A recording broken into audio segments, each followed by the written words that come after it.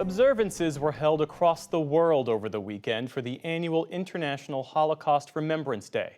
Fred de Sam Lazaro has the story of one effort to preserve and honor the music performed by prisoners in orchestras that were a fixture in the concentration camps. His report is part of our Arts and Culture series, Canvas.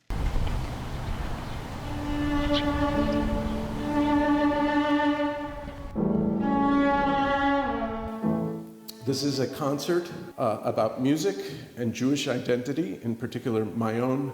An unlikely theme, perhaps, in a Minneapolis Lutheran church, but coming just days after October 7th, as violence erupted in the Middle East, violist Kenneth Fried said, a timely one. This is a particularly painful and perilous time for all of us.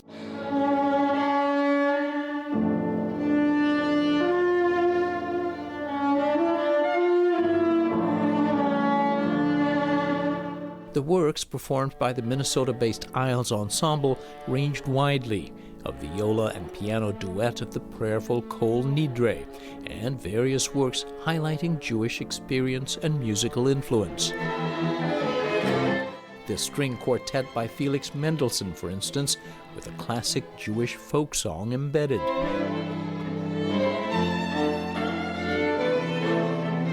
Then there was one medley that didn't quite fit in, or did it? Here's how it was introduced. This music you're going to hear is utterly shocking in its banality. Heads up, it's charming cafe music.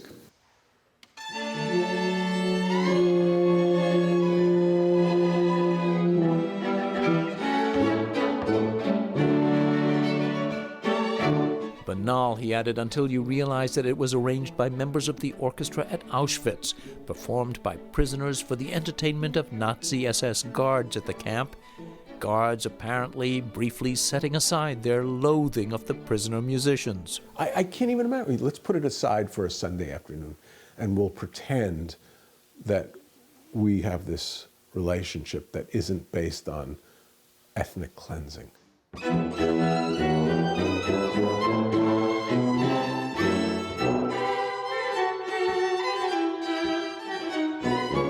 Equally jarring, the cheerful, upbeat tempo and titles of these pieces.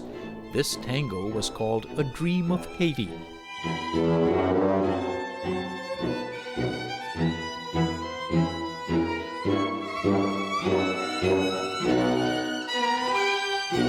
To provide more context or perspective during their performance, it was punctuated by testimonies from the diaries of the prisoners.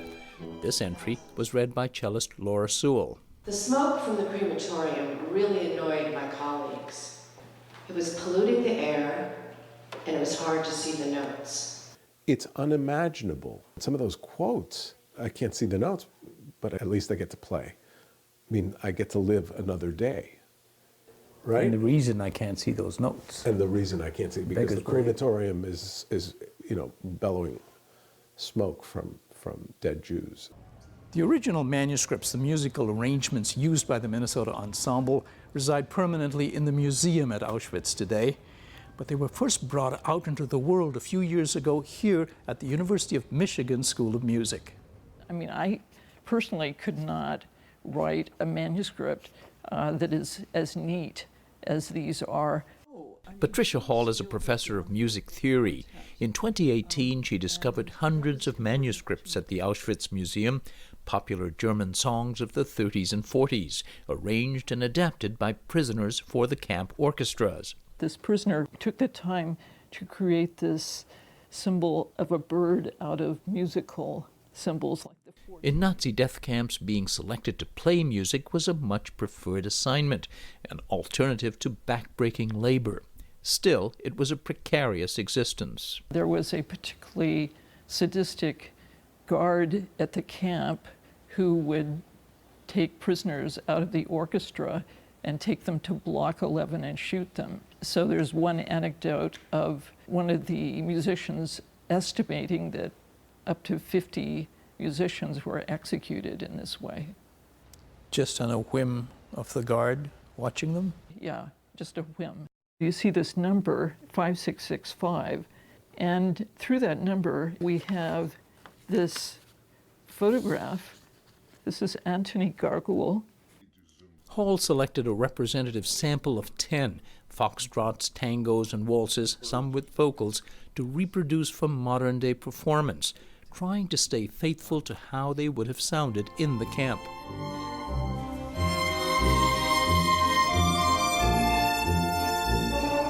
With the university ensemble under conductor Oriel Sanz, the music was performed and recorded here in Ann Arbor.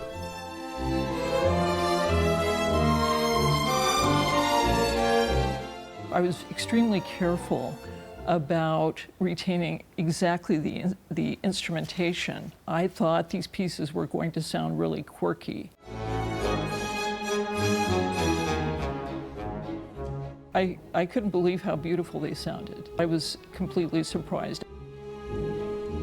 Another surprise, audience reaction. She'd originally planned to simply archive these recordings in the university's music library, figuring they'd be too painful to hear. But Hall says there was strong interest in subsequent concerts, including one at New York's Museum of Jewish Heritage. And it piqued the interest of musicians like Ken Fried and the Isles Ensemble.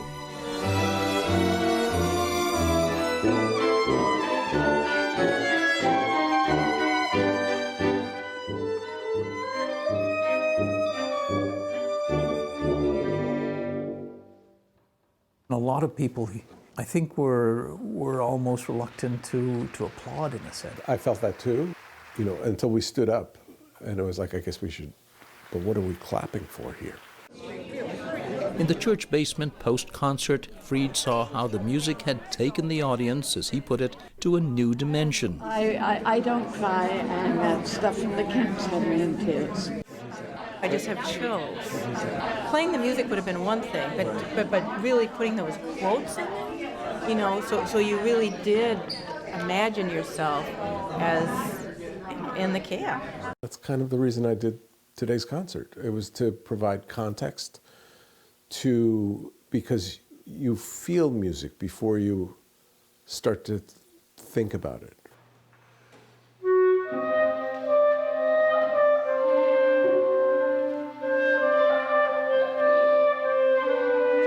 Music drawn for this concert from the historical breadth of Jewish tradition, he said, offered as medicine in a world racked by conflict. For the PBS NewsHour, I'm Fred DeSam Lazaro in Minneapolis. And Fred's reporting is a partnership with the Undertold Stories Project at the University of St. Thomas in Minnesota.